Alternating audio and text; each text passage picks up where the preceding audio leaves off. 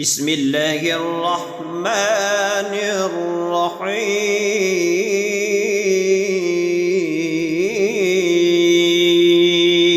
الحمد لله الذي أنزل على عبده الكتاب ولم يجعل له عوجا قيما لينذر بأسا شديدا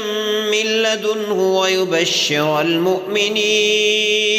ويبشر المؤمنين الذين يعملون الصالحات أن لهم أجرا حسنا ماكثين فيه أبدا وينذر الذين قالوا اتخذ الله ولدا ما لهم به من علم ولا لآبائهم كبرت كلمة تخرج من أفواههم إن يقولون إلا كذبا فلعلك باخع نفسك على آثارهم إن لم يؤمنوا بهذا الحديث أسفا إنا جعلنا ما على الأرض زينة لها لنبلوهم أيهم أحسن عملا وإنا لجاعلون ما عليها صعيدا جرزا أم حسبت أن أصحاب الكهف والرقيم كانوا من آياتنا عجبا إذ أوى الفتية إلى الكهف فقالوا ربنا آتنا من لدنك رحمة وهيئ لنا من أمرنا رشدا فضربنا على آذانهم في الكهف سنين عددا ثم بعثناهم لنعلم أي الحزبين أحصى لما لبثوا أمدا نحن نقص عليك نبأهم بالحق إنهم فتية آمنوا بربهم وزدناهم هدى وربطنا على قلوبهم إذ قاموا فقالوا ربنا رب السماوات والأرض لن ندعو من دونه إلها لقد قلنا إذا شططا هؤلاء قوم اتخذوا من دونه آلهة لولا يأتون عليهم بسلطان بين فمن أظلم ممن افترى على الله كذبا وإذ اعتزلتموهم وما يعبدون إلا الله فأووا إلى الكهف ينشر لكم ربكم من رحمته ويهيئ لكم من أمركم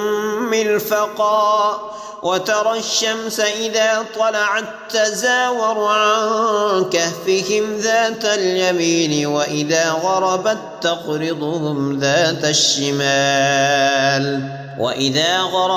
تقرضهم ذات الشمال وهم في فجوة منه ذلك من آيات الله من يهد الله فهو المهتد ومن يضلل فلن تجد له وليا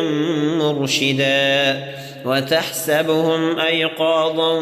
وهم رقود ونقلبهم ذات اليمين وذات الشمال وكلبهم باسط ذراعيه بالوصيد لو اطلعت عليهم لوليت منهم فرارا ولملئت منهم رعبا وكذلك بعثناهم ليتساءلوا بينهم قال قائل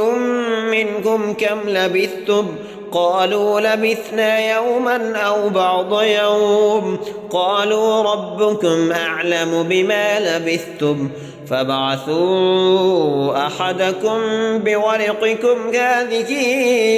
إلى المدينة فلينظر أيها أزكى طعاما فلينظر أيها أزكى طعاما فليأتكم بنصف منه وليتلطف ولا يشعرن بكم أحدا إنهم إن يظهروا عليكم يرجموكم أو يعيدوكم في ملتهم ولن تفلحوا إذا أبدا وكذلك أعثرنا عليهم ليعلموا أن وعد الله حق وأن الساعة لا ريب فيها إذ يتنازعون بينهم أمرهم فقالوا بنوا عليهم بنيانا ربهم أعلم بهم قال الذين غلبوا على أمرهم لنتخذن عليهم مسجدا سيقولون ثلاثة رابعهم كلبهم ويقولون خمسة سادسهم كلبهم رجما بالغيب ويقولون سبعة وثامنهم كلبهم قل ربي أعلم بعدتهم ما يعلمهم إلا قليل فلا تمار فيهم إلا مراء ظاهرا ولا تستفت فيهم منهم أحدا ولا تقولن لشيء إني فاعل ذلك غدا إلا أن يشاء الله واذكر ربك إذا نسيت وقل عسى أن يهديني ربي لأقرب من هذا رشدا ولبثوا في كهفهم 300 سنين وازدادوا 9 قل الله أعلم بما لبثوا له غيب السماوات والأرض أبصر به وأسمع ما لهم من دونه من ولي ولا يشرك في حكمه أحدا واتل ما أوحي إليك من كتاب ربك لا مبدل لكلماته ولن تجد من دونه ملتحدا واصبر نفسك مع الذين يدعون ربهم بالغداة والعشي يريدون وجهه ولا تعد عيناك عنهم تريد زينة الحياة الدنيا ولا تطع من أغفلنا قلبه عن ذكرنا واتبع هواه وكان أمره فرطا وقل الحق من ربكم فمن شاء فليؤمن ومن شاء فليكفر إنا أعتدنا للظالمين نارا أحاط بهم سرادقها وإن يستغيثوا يغاثوا بماء كالمهل يشوي الوجوه بئس الشراب وساءت مرتفقا إن الذين آمنوا وعملوا الصالحات إنا لا نضيع أجر من أحسن عملا أولئك لهم جنات عدن تجري من تحتهم الأنهار يحلون فيها من أساور من ذهب ويلبسون ثيابا خضرا من سندس واستبرق متكئين فيها على الأرائك نعم الثواب وحسنت مرتفقا واضرب لهم مثلا الرجلين جعلنا لأحدهما جنتين من أعناب وحففناهما بنخل وجعلنا بينهما زرعا كلتا الجنتين آتت أكلها ولم تظلم منه شيئا وفجرنا خلالهما نهرا وكان له ثمر فقال لصاحبه وهو يحاوره أنا أكثر منك مالا وأعز نفرا ودخل جنته وهو ظالم لنفسه قال ما أظن أن تبيد هذه أبدا وما أظن الساعة قائمة ولئن رددت إلى ربي لأجدن خيرا منها منقلبا قال له صاحبه وهو يحاوره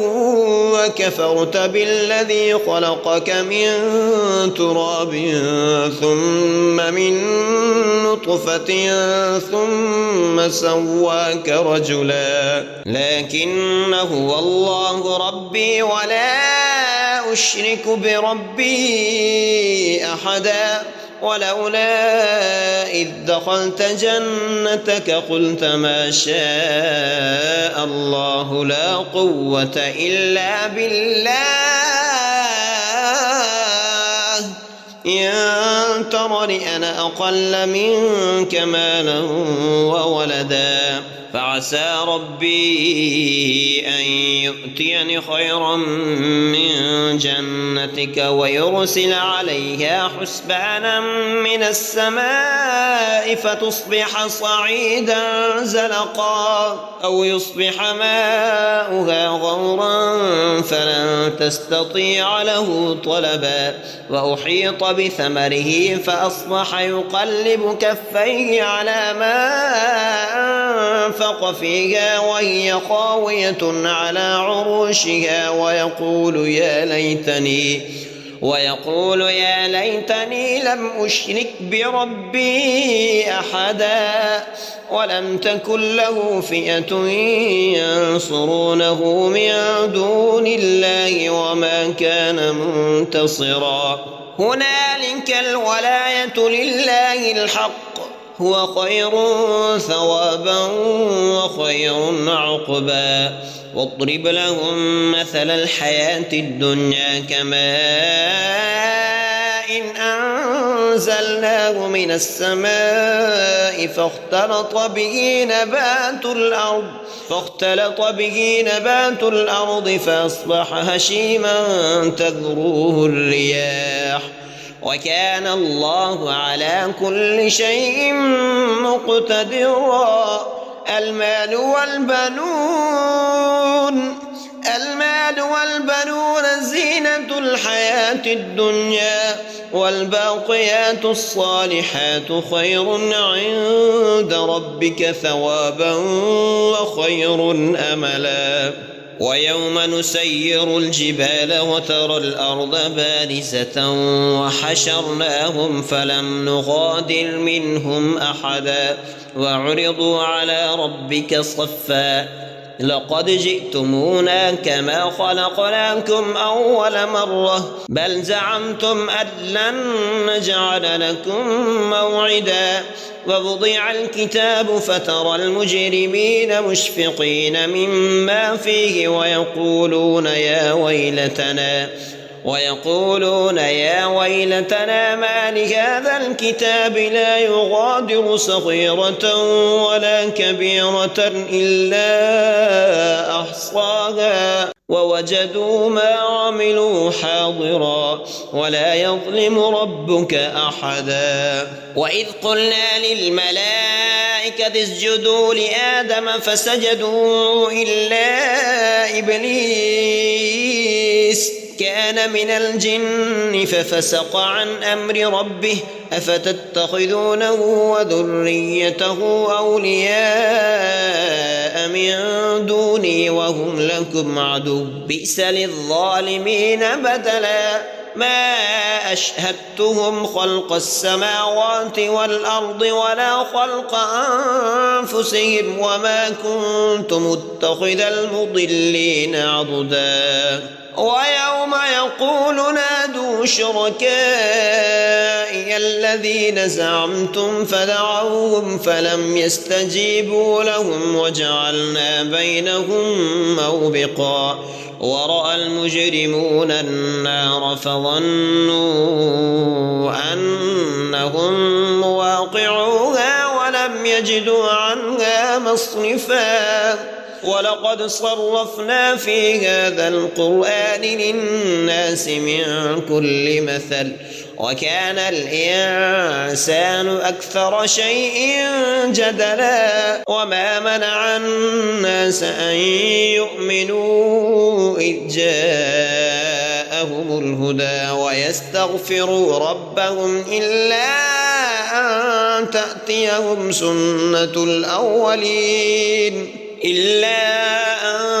أن تأتيهم سنة الأولين أو يأتيهم العذاب قبلا وما نرسل المرسلين إلا مبشرين ومنذرين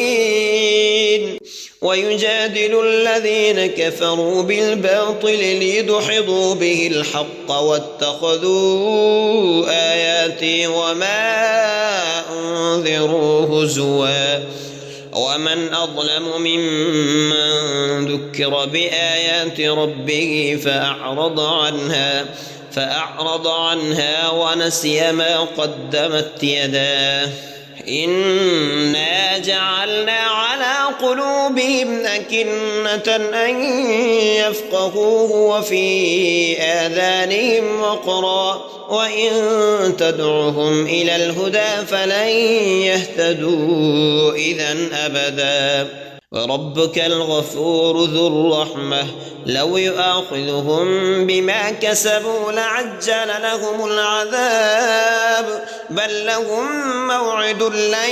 يجدوا من دونه موئلا وتلك القرى أهلكناهم لما ظلموا وجعلنا لمهلكهم موعدا وإذ قال موسى لفتاه لا أبرح حتى أبلغ مجمع البحرين أو أمضي حقبا فلما بلغا مجمع بينهما نسيا حوتهما فاتخذ سبيله في البحر سربا فلما جاوزا قال لفتاه آتنا غداءنا لقد لقينا من سفرنا هذا نصبا قال أرأيت إذ أوينا إلى الصخرة فإني نسيت الحوت وما أنسانيه إلا الشيطان أن أذكره واتخذ سبيله في البحر عجبا قال ذلك ما كنا نبغي فارتد على آثارهما قصصا فوجدا عبدا من عبادنا آتيناه رحمة من عندنا وعلمناه من لدنا علما قال له موسى هل أتبعك على أن تعلمني مما علمت رشدا قال إنك لن تستطيع معي صبرا وكيف تصبر على ما لم تحط به خبرا قال ستجدني إن شاء الله صابرا ولا أعصي لك أمرا قال فإن اتبعتني فلا تسألني عن شيء حتى أحدث لك منه ذكرا فانطلقا حتى إذا ركبا في السفينة خرقها قال أخرقتها لتغرق أهلها لقد جئت شيئا إمرا قال ألم أقل إنك لن تستطيع معي صبرا قال لا تؤاخذني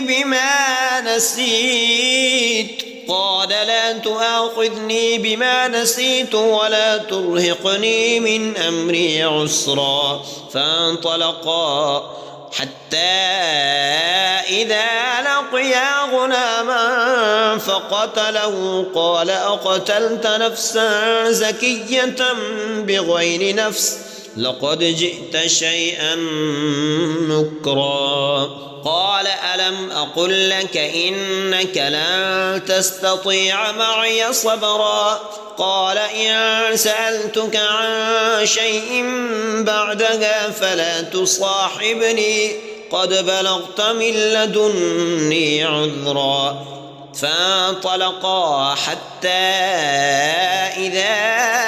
أتيا أهل قرية استطعما أهلها فأبوا أن يضيفوهما فوجدا فيها جدارا يريد أن ينقض فأقامه قال لو شئت لاتخذت عليه أجرا قال هذا فراق بيني وبينك سأنبئك بتأويل ما لم تستطع عليه صبرا أما السفينة فكانت لمساكين يعملون في البحر فأردت أن أعيبها وكان وراءهم ملك يأخذ كل سفينة غصبا وأما الغلام فكان أبواه مؤمنين فخشينا أن يرهقهما طغيانا وكفرا فأردنا أن يبدلهما ربهما خيرا منه زكاة وأقرب رحما وأما الجدار فكان لغلامين يتيمين في المدينة وكان تحته كنز لهما وكان أبوهما صالحا فأراد ربك أن يبلغا أشدهما ويستخرجا كنزهما رحمة من ربك وما فعلته عن أمري ذلك تأويل ما لم تسطع عليه صبرا ويسألونك عن ذي القرنين قل سأتلو عليكم منه ذكرا إنا مكنا له في الأرض وآتيناه من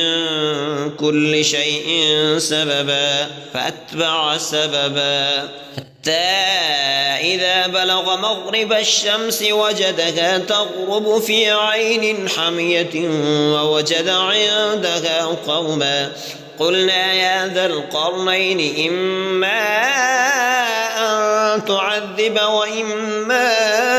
أن تتخذ فيهم حسنا قال أما من ظلم فسوف نعذبه ثم يرد إلى ربه فيعذبه عذابا نكرا وأما من آمن وعمل صالحا فله جزاء الحسنى وسنقول له من أمرنا يسرا ثم أتبع سببا حتى إذا بلغ مطلع الشمس وجدها تطلع على قوم لم نجعل لهم من دونها سترا كذلك وقد أحطنا بما لديه خبرا ثم أتبع سببا حتى إذا بلغ بين السدين وجد من دونهما قوما لا يكادون يفقهون قولا قالوا يا ذا القرنين إن يأجوج ومأجوج مفسدون في الأرض فهل نجعل لك خرجا على أن تجعل بيننا وبينهم سدا قال ما مكني فيه ربي خير فأعينوني بقوة أجعل بينكم وبينهم ردما آتوني زبر الحديد حتى إذا ساوى بين الصدفين قال انفخوا حتى إذا جعله نارا قال آتوني أفرغ عليه قطرا فما استطاعوا أن يظهروه وما استطاعوا له نقبا قال هذا رحمة من ربي فإذا جاء وعد ربي جعله دكاء وكان وعد ربي حقا وتركنا بعضهم يومئذ يموج في بعض ونفخ في الصور فجمعناهم جمعا وعرضنا جهنم يومئذ للكافرين عرضا الذين كانت أعينهم في غطاء عن ذكري وكانوا لا يستطيعون سمعا أفحسب الذين كفروا أن يتخذوا عبادي من دوني أولياء إنا أعتدنا جهنم للكافرين نزلا قل هل ننبئكم بالأخسرين أعمالا الذين ضل سعيهم في الحياة الدنيا وهم يحسبون أنهم يحسنون صنعا أولئك الذين كفروا بآيات ربهم ولقائه فحبطت أعمالهم فلا نقيم لهم يوم القيامة وزنا ذلك جزاؤهم جهنم بما كفروا واتخذوا آياتي ورسلي هزوا إن الذين آمنوا وعملوا الصالحات كانت لهم جنات الفردوس نزلا خالدين فيها لا يبغون عنها حولا قل لو كان البحر مدادا لكلمات ربي لنفد البحر قبل أن تنفد كلمات ربي ولو جئنا بمثله مددا قل إنما أنا بشر مثلكم يوحى إلي أنما إلهكم إله واحد فمن كان يرجو لقاء ربه فليعمل عملا صالحا ولا يشرك بعبادة ربه أحدا.